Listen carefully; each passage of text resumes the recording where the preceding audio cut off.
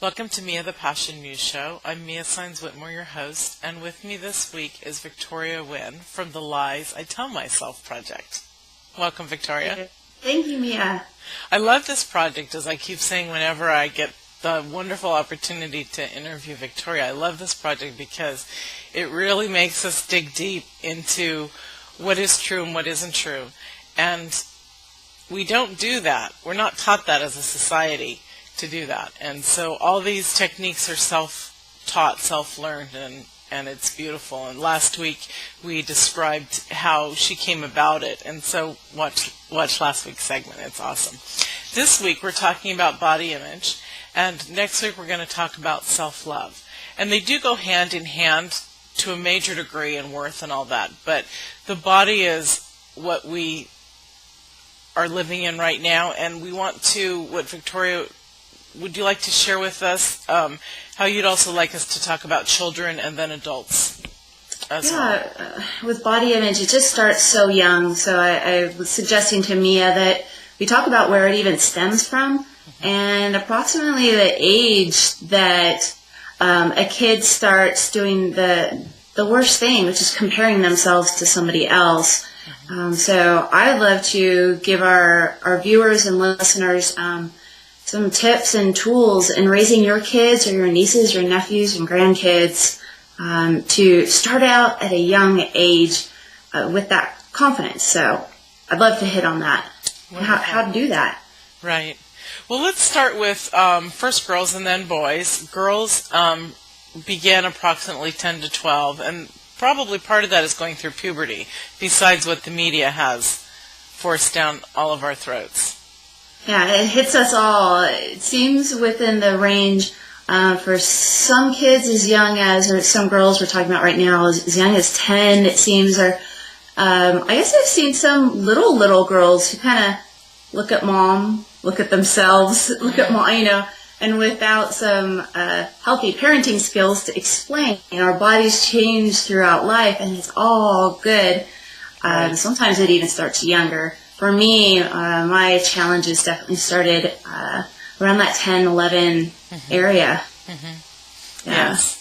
And I never really felt like I had body image issues ever until I allowed myself to gain weight in order to keep men away from me. And then it took many years before I decided to dig within myself to save myself to which I didn't know I could do, but to reduce and to become the woman I am today. So it's really, and that's part of the, I guess, the adult body image issues that we'll get into as well. Well, I guess I had them because I had a Barbie doll figure at a young age, starting at age 9, and so by 12 I literally had my adult figure, my breasts, my waist, my hips, until I decided to change that. But the point is that that's way too young for children to deal with. Yeah. Whether it's having a nice body and people are pestering them and they can't handle it, or whether they think mentally that they are not suitable for that age group. Yeah, absolutely. Comparing. Right. I have a lot of girlfriends who have daughters, and I have nieces, but I don't have any girls myself. So will you start us off with the girls, because you have girls and it's very important. Yeah, I have 3 girls. They're my twins are about to turn 13 next week, and then I have a daughter that's 18. And I would say in some way, shape, or form, all of them have struggled in some way. Some a little more than others. And, the best I can do that I feel as a mom is just to remind them that their personality is really what glows, and not so much the color of makeup they're trying out or the cute outfit that's so hip. And so I really focus on personality and reminding them that they're so beautiful when they smile and they laugh. So not when they want to argue and fight with each other, That's right. So beautiful. And so I try and refocus away from the looks and into the inner beauty. And I've had to do so much work on that myself. So I think number one thing for moms and dads is do your own work in that area. Absolutely. Otherwise, we can accidentally project it onto our kids, and not meaning to. It's an accident, and I get that. And my mom, there were lots of accidents, where her comments snuck out, and to a little girl, it just they stuck with me, and definitely had to make sense of it. Mm-hmm. And to be the role model too. Yeah, absolutely. And to the dads that are listening, oh my goodness, you could probably make more impact than anybody else, because there's nothing that a little girl wants more than her dad to say, you are just beautiful as you are, early in the morning, late at night, at middle of the day. How peaceful does that feel to us girls? Did you ever experience that where you were so moved by your father saying anything like that to you? I had one experience that, and I was very lucky because my dad passed away about a year and a half later. But there was an experience where I'd come home from summer camp, and I had dropped from like the 5th grade to the 6th grade. I had dropped just like the 10 pounds of baby fat that I had, but it really made my body, beautiful in my face, and I was happy and feeling in control. And my dad actually pulled me aside and said, "I'm so proud of you. You're so beautiful." It's wonderful. And fortunately, we had a great relationship. I didn't wish I could say that about my mother, but it stuck with me. And I think that what you're saying is absolutely imperative, to have that connection between the father and the daughter. Yeah, so even as I became a teenager, from a little girl all the way up to a teen, now mind you, as a teen, I could be pretty grumpy. Very just like, don't talk to me, I was kind of obnoxious to my parents. And so I would come down the stairs every morning. My dad would be reading the paper, and he had an amazing voice, right? So he would sing like the Miss America song. Oh. And my hair was like this, right? And I'm in pajamas, and I'm grumpy, and you'd say, "There she is, Miss America." And I'm like, I would not even smile. Not or cute or anything. But now that I'm older, I cherish that. Like, what an awesome dad. That is really cool. I look like junk, and my attitude was junky. Yeah. And, that's sweet. That's helped me a lot, because when Dad thinks that, again, it helps you through the rough times when I'm not thinking that myself, So I hear my dad in his operatic. Yeah. Imagine. Here you come, Miss America. Yeah. I love that. That's so sweet. That really is sweet. Well, boys also have body issue images too, and I have two sons who went opposite on the scale. One was anorexic for a while, and the other one found comfort, I guess, plus his body type. He had put on weight, and then in his teens he took it off. And the other one still struggles somewhat. I mean, looks great. He's slim, but he looks great, but still struggles with that. I think that one of the most important things, and you and I both have some ideas in which to share with everybody on building confidence in our children and how to help with some tips. But for my son, it was sad because he was in the hospital sick, and they didn't have any room in the children's, so they put him in with the teens, who actually had anorexia, which is very, very, very strange to do to a 10-year-old who's sick anyways, to put them. But I guess at UCLA they had to fit him in somewhere. And so he learned things. He never had the problem before that. So we really need to be aware of what we're allowing our children to see, feel, hear, touch, because I could have moved him to another hospital. I could have. But I did not realize the impact it would have. Yeah. And so he struggled for years, because that's what he saw for, a week and a half, until they were able to put him on a different ward before he could come back home, well. So we just really need to be in tune with our sweet ones, because we do love them so much. Yeah. I have some tips, and you have some tips. So should we just go into them? We Yeah. started talking about confidence, and I wanted to bring up that I was looking at confidence in the aspect relating to children, and so the depth of what it really means with trust and with faith. So teaching our children to trust themselves and to have faith in themselves, that's what confidence is. It's because we really don't break down that word. When I was reading that, I was like, wow, that's even, more understanding for the sense of children than I actually realized. Yeah, interesting. So, yeah. So there are a lot of things. We are their mirrors, as we are everybody's mirror. And a good way to do that is to praise, but also encourage. We can praise and give wonderful accolades, which is really very, very important, I believe. But there's also another thought on that, where encouragement, instead of just praise, will get the child farther. And it does, because when a child can do things on their own, then they know that they have the strength, and that's where the confidence is built and all that. So that was a wonderful part.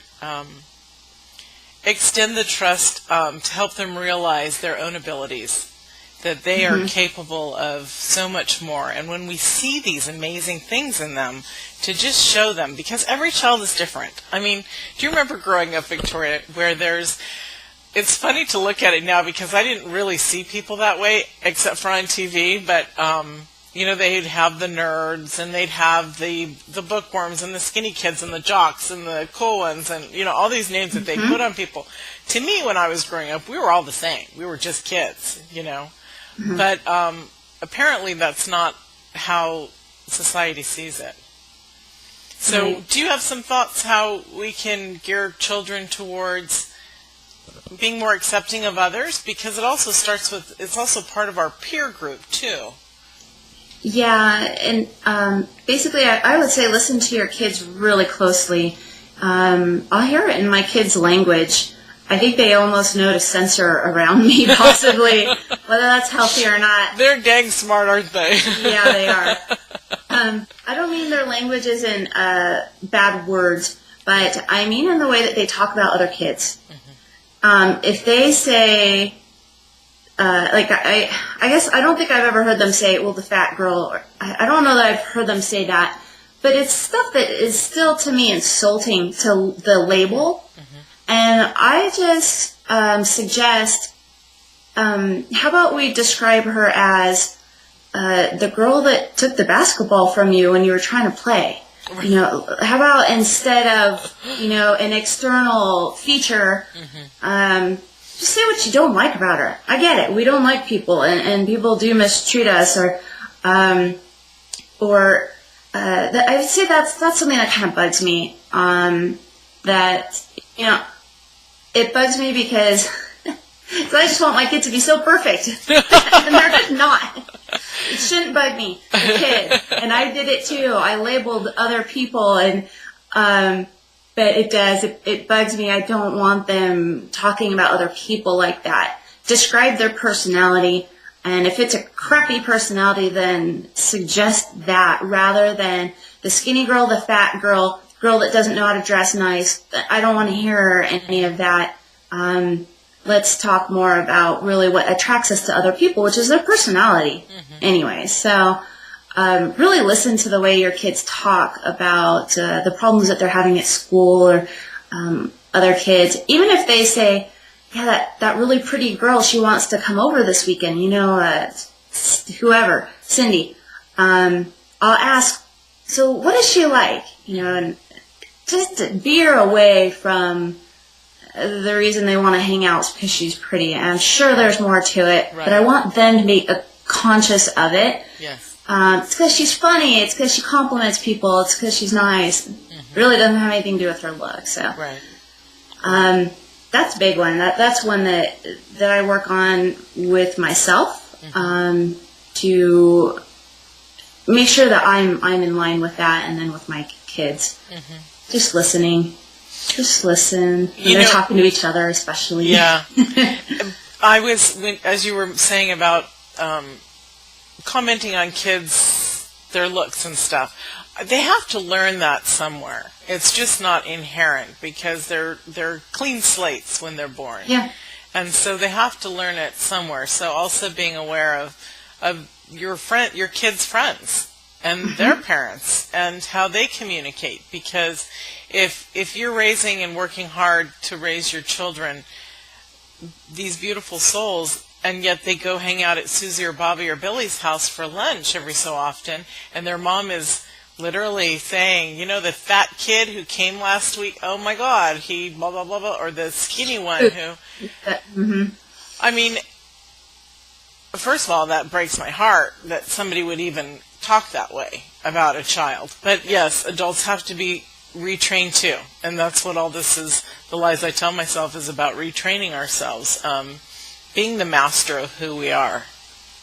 Yeah, and just to add before we get on to parents, I know we're running out of time a little bit, but just to add media, I don't have the kids having computers or TVs in their own room, so they're just in the main room, the TVs and the computers, and it just helps. It's kind of like when you have a contract with someone, a legal document. It keeps everybody honest.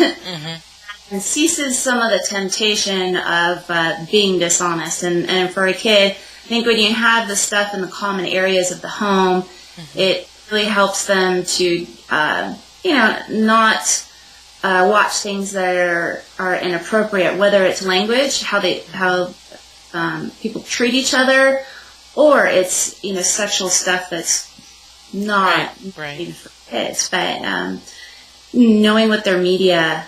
what they're listening to, and that doesn't mean you can control it all, but you can certainly create a safe space within your home. That's your job, right? You're a parent, create a safe space. So exactly. Kids and confidence, and wonderful. Parents have a huge accountability, because you're right. Those kids are clean slate. So if we're mad at our kids, we need to look in the mirror. I never told my children that I was. We never used the word hate. We never used the word, I can't remember some of the other words. There were words that I just was not allowed I would not allow in our house from the moment my first son was born. There was no hitting.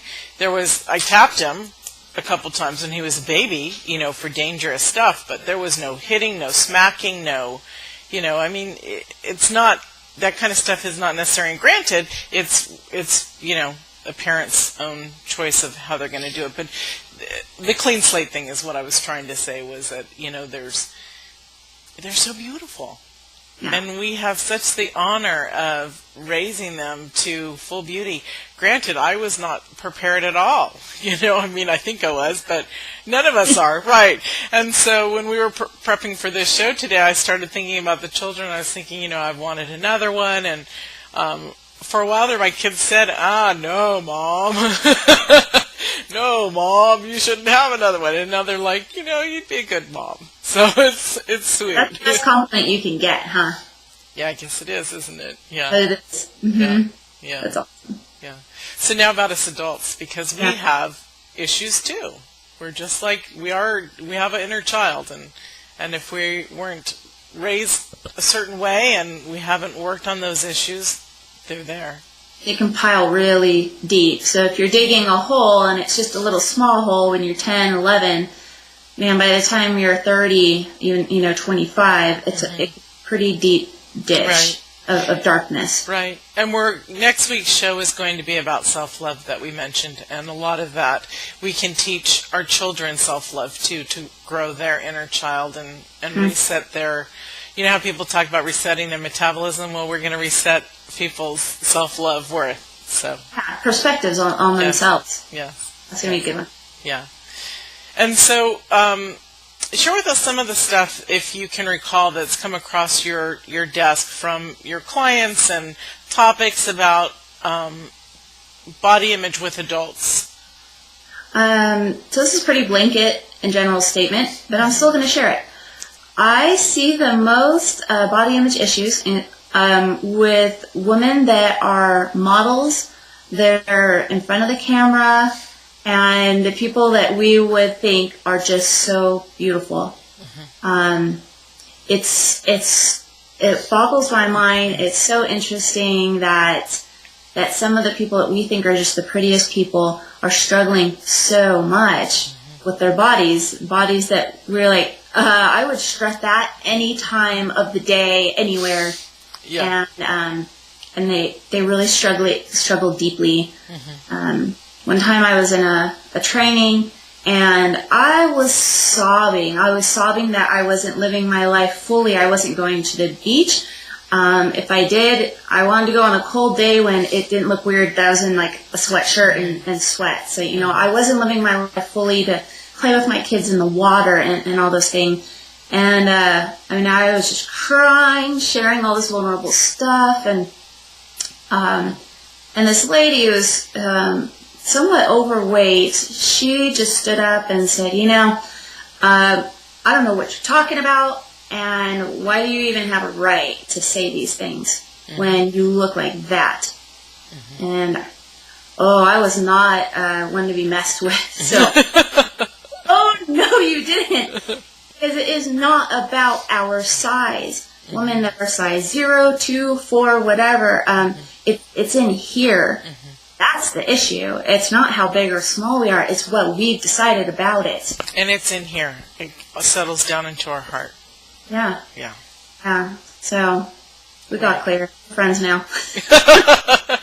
Well, it's really important primarily for us to enjoy our life, to be able to run with our babies in the water at the beach, or our loved one, whatever it is. It really is important for us to be able to feel free and be free. And for me, I allowed myself and wanted myself to live so many years heavy to keep men away, because I just never felt protected from my husband, that it got to the point when I started realizing, yikes, I don't want this and I can't get this off, that I had to just know.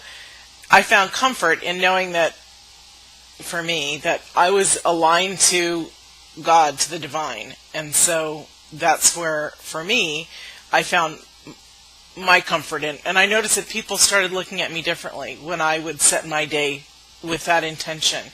That, what I've learned from my clients with the body image issue is, and it's really, really sad because I never truly experienced it to this depth, but I'd have people say people won't hold the door for me. They slam it on me. They're looking at me. If I go to the gym, they're saying, there's that fat girl again. And I would say to them, how do you know that? Do you hear that? Or is that in your head? And they said, well, of course they're saying that. And so you have to get beyond that, because no, they're not saying that. And if they are, you don't want them in your experience anyways, because they're pretty crass and rude, and who wants that around? So, right.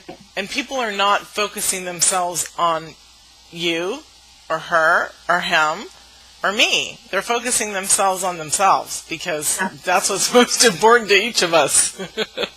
Right.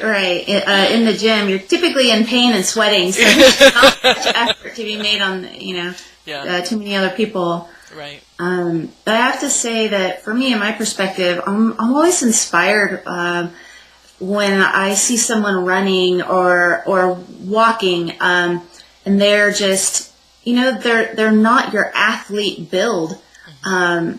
And that just tells me, why am I driving right now? Like, that person's running down the street, Right. Where's my fitness level at? So I personally think it's inspiring. Or to see a girl on the beach, and I'm like, oh man, I cannot wear that. What's up with that? What's with me? Because that person's actually quite inspiring. She's having a great time building sandcastles with her kids. Yeah. And here I am feeling all like I need to hide. For me, I think it's inspiring. Yeah. To see men and women that you could probably guess they've had some struggles in this area, and here they are like, woohoo, I'm living life. It's like, I just think it's cool. Well, it also goes back to what we're mirroring for our children. When we can have fun and play with them and not say to them, oh my God, I can't go in the water because I don't want anybody to see me, they're going to pick that up. because they're listening. We're imprinting our children. So when we have confidence, we're going to imprint them with confidence, and they're going to feel great. A dumb little story to go along with our deep talk, right? So I've been noticing some gray hairs in the last year or two. Mm-hmm. And I was thinking, man, it'd be so nice. My kids could see them better than I can, I'm sure. Pluck a little hair for me here and there. And I thought, what would that teach them, though? Ah, good for you. It teach them that I'm not happy with my growth and where I'm going in my life and my body changing. Perfect. And so I zipped my lips on it. If I didn't like the gray hair, then I would just, and it's done. And here's the thing that's interesting. They have made comments since about how beautiful my hair is because I have these gold streaks and then I have brown hair. And they've noticed that there's these silver streaks too. So they're thinking I have all this awesome metallic stuff going on, like highlights of some sort. And I'm thinking, oh gosh, see that? Not as a negative at all. They just think it's with the gold streaks and the copper streaks, and it's just part of the purple metals I've got or whatever in my color. And so I'm just like, wow, I'm really glad I zipped my lips. I was conscious in that, just in case, because I would imagine, when they're hitting their 30s, 40s, or whenever that happens to them, they might relate back to that. Oh, my mom had me take out her gray hairs, so I better do. I'm like, oh, well, that's cute. It's a whole personal thing. But I don't want to teach it, by accident teach that it's a bad thing. You know what's so funny is my mother, I remember growing up, and my mother was so judgmental of everybody. Like if a man was losing his hair, oh my God, that kind of stuff. Well, nowadays, or at least in the last 15 years, men usually shave their head when they're losing their hair. And that's become a really, hip thing to do. And some guys look really, really hot. It's so funny because when I was married and my husband took the boys in the bathroom one night late and I was in bed sound asleep and, and of course I had this in my mind that, men who shave their head, aren't going to look good. Well, he decided to shave his curly blonde hair because it was getting thinner. And I thought it was still perfect. But I woke up the next morning and I was just like, ah! It scared me. But after that, I remember after we were divorced and I started dating, and I did do a couple of dating sites. And, you have to pick who you want. And it was like nobody with, a shaved head. But that's who I actually fell in love with for a while. I had a boyfriend whose head was shaved. It was beautiful. I still see men who look a certain way with their head shaved, and it's like, ooh, you get a little bit of a tingle, because it's like, I don't know whether it's, reverse from my mother or what, but, The truth Mia tells herself. The tingle. Well, and, in gray hair, so what? I find more and more men my age having gray hair. And so what? If you don't have it and you're blessed not to, isn't that great? But the point is that we do listen to what's imprinted in us, and I was just sharing what my mother imprinted and how I reverse that. Yeah, to the big degree. You really go after those guys instead. So, we're going to start our next segment for next week soon on self-love, which will incorporate some of these deeper ways of working through the body image issues, because it is what we've talked about, the confidence and the self-worth and the imprinting that we've gotten, but we can reverse it. Right, Victoria? That's right. I'm excited. Me too. So we'll see you all next week, and Victoria and I are signing off for this week. Have a nice week. Thank you. Bye-bye. Bye.